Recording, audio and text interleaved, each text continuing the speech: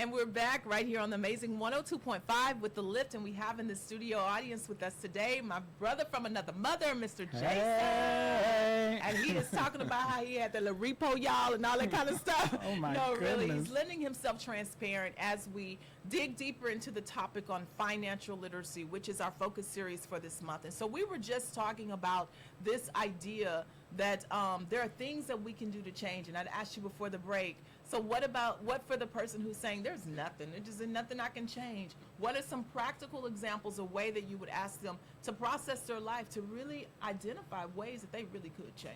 Okay, absolutely. So this is good. I mentioned before my nephew. And so what we did is we sat down and looked at his financial situation. Oftentimes, the person who says, I cannot change, it's only because they look at their money a certain way. You need someone that understands money to look at your financial situation. So for my nephew, a perfect example, we all need to have lunch, right? Yes, we do, from Chick-fil-A or something like that. But when your budget does not support Chick-fil-A, now we have to transition to peanut butter and jelly sandwiches. Okay. We've got to transition to turkey sandwiches, chips, and cookies. We've got to be willing to make the hard decisions. But sometimes we just think, oh, I'm paying for lunch. Well, yeah, you could be paying a lot less for lunch. That's right. So you've got to look at the money different. Yes.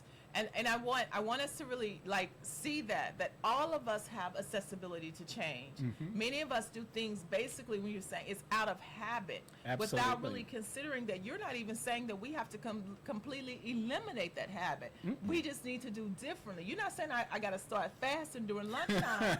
You're just saying I may need to put something in a brown paper bag and bring it with me. Exactly. If I like coffee, you're not saying that I got to stop drinking coffee. I may need to make some at home and put it in a cup, right? Absolutely. What about entertainment ideas? Oh, I told him, hey, you know what? This isn't your season for Netflix. You didn't cut off the subscription, the membership. The subscription has to go. You've got to get down to $1,000. How committed are you to do that? That's good. Because if you don't, you are continuing down a path that's going to result into some very bad situations. Yes. And you don't want that. I had another friend constantly coming to borrow money. So I said, okay, I'm done loaning money, right? I want to look at your financial situation because I want to stop giving you fish and I want to teach you how to fish. Yes. And so in looking at their situation, very similar. I don't have anything I can change. There's one big thing that you can change. You can downsize from where you're living. Oh, God, no.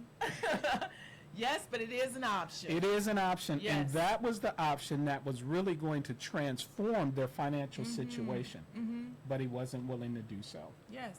But and so I think that's critical right there, Jason, to really get that, because many of us can also have our money not working because we're trying to have our money work for somebody else. Exactly. You were unwilling to have your money not work in your life by continuing to try to fund somebody else's life. Talk to us a bit about that, about loaning money. We know we can't afford not to be paid back to us and all of that kind of stuff, and that's how we find ourselves in bad money situations.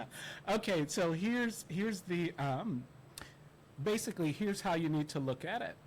Don't loan money that you can't just give away. Meaning, if you loan somebody some money, obviously they are having some financial situations. And if it doesn't solve their financial situation, the probability of you getting that money back starts diminishing significantly. So if you can't afford to just give the money away, do not loan the money. And that's kind of cut and dry. And both of us at this big old aging stage, we've lived long enough to know that it's true. Absolutely. People with the best of intentions can cause our lives to be in a financial upheaval because we've loaned money to them that they can't afford to pay us back, right? Absolutely. And so in the same category kind of with that is this whole notion of, well, if you don't have the money to loan me, Jason, can you just co-sign for me? How does that show up in our money not working? Okay, I got plenty of stories to tell. So, Granny, I'm just going to say Granny because I want to be discreet. Granny was called on to co-sign on a car loan. But before Granny signed the papers. She asked me to take a look at it. When I looked at the car loan, the documents, I mean, the interest rate was 26%.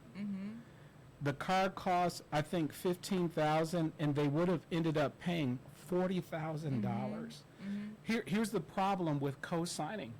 If grandchild would not have been in a position to make the payments on the car, Granny would have been responsible. And Granny can't make the payments either. Granny couldn't afford to make the payments either. So that was something that was thwarted. But here's the deal.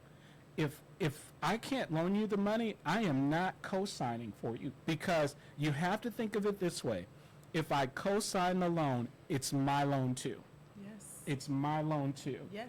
And so we can't afford to operate like that. Yes. So as you're processing again some of these nuggets about money gone bad, money gone rogue, money being messed up, all of those types of things, oftentimes we see the moment at the end of it. But what Jason is highlighting for us is that there are many choices all along the way that actually gets us to that point. It wasn't all of a sudden we just woke up and money was just bad and wrong in our lives. We make cognizant choices. So we're going to run it all the way back to what you said in the beginning, mindsets.